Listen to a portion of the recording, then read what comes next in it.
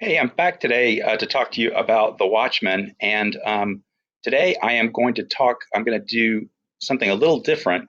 I'm going to pick out individual visual details to try to raise your awareness of this way that Alan Moore is trying to communicate you, which is very different from us because there's tools that are being used that are very different from a novel.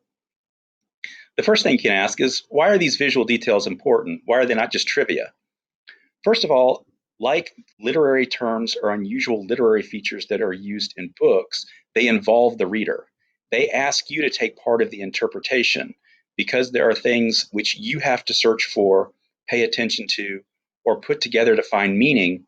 This involves you visually, intellectually, and emotionally more into the book. You have to struggle, so then therefore you become more engaged. It also allows for multiple levels of communication. It allows you, for example, to get bits and pieces of things and start to put them together yourselves. In other words, there's more depth of information. There's more of a aesthetic experience that is given in the bad width. Also, most specifically, it provides depth to the setting, and that causes you to buy into it more. And that also causes you to find out that this particular world, even with its fictional contrivances, it to some extent feels real. This is called verisimilitude. Now then, I'm going to go rapidly through a large number of ones. These visual details, though, are not the only ones there. There is tons and tons of information in The Watchmen. First of all, at the very beginning, the first page, where we find the body of the comedian, we find somebody is being harangued by a person washing it because he walks through the blood and drapes the blood. We will later find out, since you guys are responsible for chapters 1 through 4, that this is the alter ego of Rorschach, who is holding an apocalyptic the end is nigh sign that's trying to tell the public about the second coming. This is his alter ego when he doesn't have his face, and he is traipsed right through the blood of the very person that he will be investigating later, oblivious to the gore. Later, and we're going to talk about continuity between frames in a later video, he passes next to two investigators of the Canadian of the comedian of the comedian murder, just as they are concerned if Rorschach finds out about this, he could be inspired to more vigilante action. The investigator feels a shiver as he actually ironically goes right next to the very Rorschach that he's scared of. If you see in the back here, this is a poster which is only half revealed. Again, we'll talk about visual continuity, but that's the same poster that we see when Rorschach actually has his hat and mask on, and the band is the Meltdowns, which is a 1980s reference to nuclear war, again creating verisimilitude in the background. Um, Details.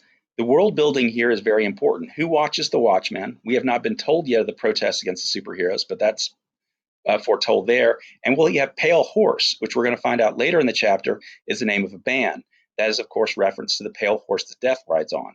And then, as he goes away from the old night owl's shop, the comment is obsolete models a specialty, being that he just talked to an obsolete costume hero. The strife and nature of this world, the tension in this world, is evident by these details too to the involved reader. We have somebody with a swastika tattoo openly with a gang that's we'll later find out are called the Top Knots, and then there's a newspaper that's called Russia Protests U.S. Advance in Afghanistan.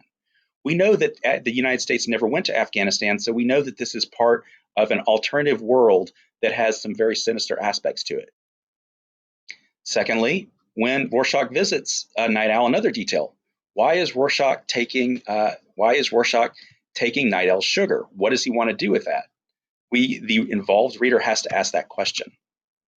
Later, I want to talk about time, and I'm going to have a more extended video about this later. But you can see here the passage of time. Their two figures are very, very still, but only the morphing Rorschach masks that is his trademark tells the passing of time as the conversation goes on. And so this asks the reader to think about how long is their confrontation takes place and what is its pacing. You can also see time later when Rorschach goes and looks for information. The man in the front sees Rorschach and starts to warn him, But as Rorschach comes up and his figure becomes larger, the person who is aware of his partner talking smack about Rorschach, he leaves. And you can see him in the background right here as Rorschach closes up, and suddenly a look of recognition, realizing the very unimaginably terrifying superhero that he was talking about it with is right behind him.